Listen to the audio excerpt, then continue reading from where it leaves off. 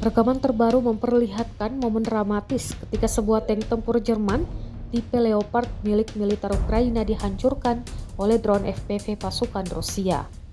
Aksi ini dilakukan oleh kru drone dari kelompok militer pusat Rusia di wilayah Krasnomersk.